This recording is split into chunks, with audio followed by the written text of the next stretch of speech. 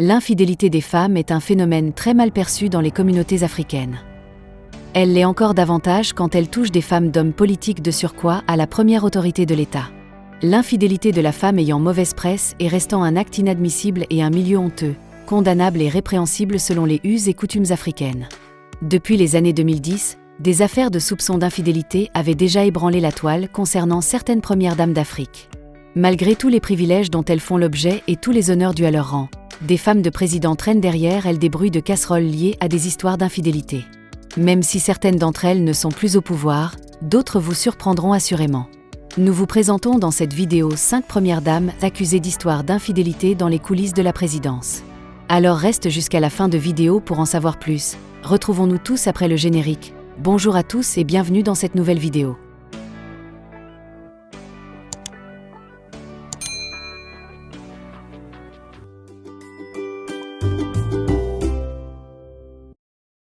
Numéro 1. Notando Dube du Swaziland. Faut-il rappeler que le Swaziland est un petit pays au sein d'une petite monarchie enclavée au sud de l'Afrique, réputé pour ses réserves naturelles et ses festivals mettant en avant la culture swazi traditionnelle et qui a changé de nom en 2018 pour devenir les Swatini. Le pays est également très connu pour sa fête annuelle dénommée la danse des roseaux où de très jeunes filles dansent, seins nus, devant le roi du Swaziland qui peut choisir une nouvelle épouse parmi elles.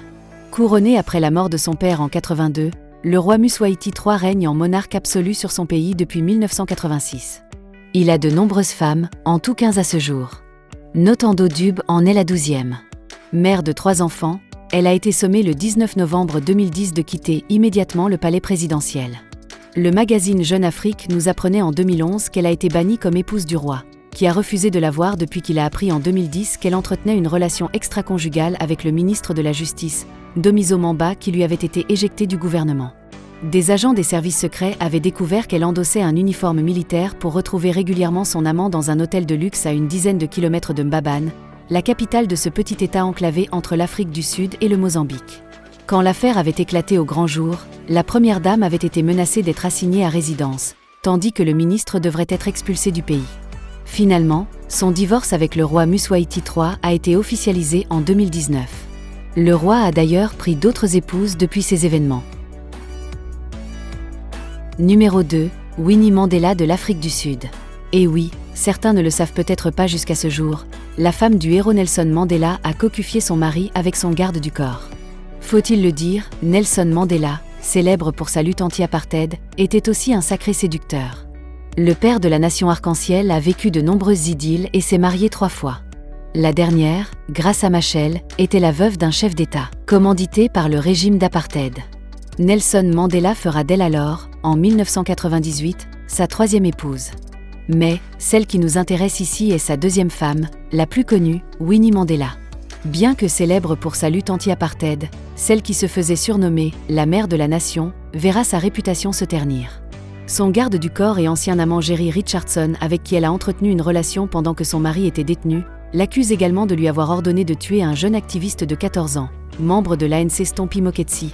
En janvier 1989. À sa libération en 1990, Nelson Mandela prend assez rapidement ses distances avec elle. En avril 1992, il annonce sa séparation d'avec sa femme Winnie Mandela et met fin à leurs 38 ans de mariage. Le divorce est prononcé en mars 1996. Numéro 3. Nompu Melelo Zuma. De l'Afrique du Sud en 2010, le quotidien Zulu Ilanga avait relayé dans ses colonnes que l'une des nombreuses premières dames du président Zuma, la 2e en l'occurrence du président polygame, aurait entretenu une relation extra-conjugale avec son garde du corps de Soweto. La révélation fait suite aux nombreuses rumeurs dans la presse sud-africaine à scandale. La situation matrimoniale de Jacob Zuma lui-même est d'autant plus complexe qu'il n'a jamais clairement reconnu le nombre exact de ses épouses et de ses enfants. La culture Zulu autorisant la polygamie, Jacob Zuma a eu 6 épouses dont 4 officielles, la dernière en avril 2012. Il est aussi considéré être le père biologique de 21 enfants issus de 11 compagnes différentes. Sa 3e épouse, Kamancho, s'est suicidée forte dose de somnifères en 2000 en laissant une lettre d'adieu dans laquelle elle évoquait les 24 années d'enfer de son couple. Le coût du budget de l'État pour les nombreuses épouses, maîtresses et enfants du président se monte à 150 millions de dollars par an. La jeune, Nomp Mullo, qui avait 35 ans avec qui il s'est marié en janvier 2008, avait déjà 2 enfants avec le président avant cette affaire d'infidélité qu'a révélé le quotidien Ilanga en 2010. Numéro 4. Vera Chiluba de la Zambie. L'on ne sait pourquoi, l'Afrique australe est particulièrement touchée par ces affaires d'infidélité de première dame. Au début des années 2000, c'est la première dame de la Zambie dont 2 organes de presse avaient révélé qu'elle serait la maîtresse d'un homme d'affaires. En décembre 2001 notamment, Vera Chuluba, alors première dame de la Zambie, avait poursuivi pour diffamation Madame Tonga, l'ex-épouse d'un homme d'affaires Ashimali de Lusaka. 2 journaux officiels, Time of Zambia et Daily Mail, ont été poursuivis. Les avocats de Vera Chuluba ont reproché à Madame Tonga d'avoir déclaré dans un communiqué de presse publié par les 2 organes de presse que leur cliente avait détruit son mariage et qu'elle était aussi la maîtresse de son mari à qui elle avait offert de nombreux cadeaux et qu'ils cachaient leur liaison derrière leur relation d'affaires. Se défendant, Vera Chuluba avait indiqué que les allégations de Madame Tonga publiées par les 2 journaux étaient infondées. Et pourtant, le président annoncera son divorce avec la première dame au cours de la même année.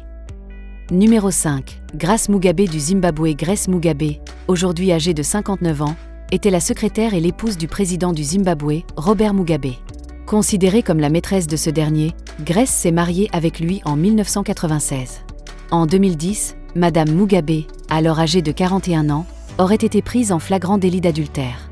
Elle aurait, à cette époque depuis 5 années, une liaison amoureuse avec le financier de Mugabe, le chef de la Banque centrale, Gideon Gono.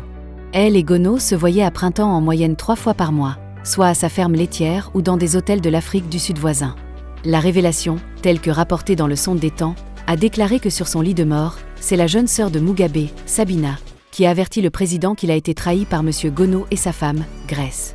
Sabina Mugabe est décédée en juillet 2010, après avoir confié cette information à son président et frère aîné. Suite à quoi, Robert Mugabe a demandé à son garde du corps, Chad Mana, s'il était au courant. Ce dernier a confirmé. Mais il est mort peu de temps après dans des circonstances non élucidées. La première dame est également connue pour avoir trompé son mari avec un ancien amant, Peter Pamy, qui est mort dans un mystérieux accident de voiture.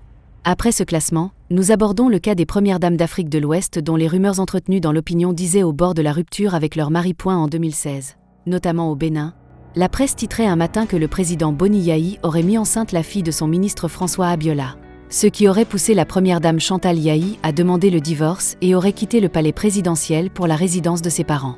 L'affaire avait fait grand bruit, le ministre avait porté plainte et en novembre 2020, il est revenu là-dessus en disant qu'il n'en était rien, juste les coups bas d'une bataille politique, dira-t-il, avant d'affirmer que même s'il avait donné sa fille à Boni Yayi, c'est lui qui les aurait élevés quand le ministre courait encore derrière les diplômes. Plus tard, après la libération de l'ancien président ivoirien Laurent Gbagbo en 2019, détenu pendant 7 ans à la Cour pénale internationale de La Haye, une photo avait largement circulé sur la toile, où l'on aperçoit le président, bras dessus, bras dessous, avec une autre femme. Plusieurs médias ivoiriens ont également affirmé que le président aurait officiellement notifié son désir de divorcer d'avec Simone Gbagbo. L'information sera démentie par l'ex-première dame de la Côte d'Ivoire, Simone Gbagbo, et pourtant, à ce jour, cette affaire continue de faire du grand bruit.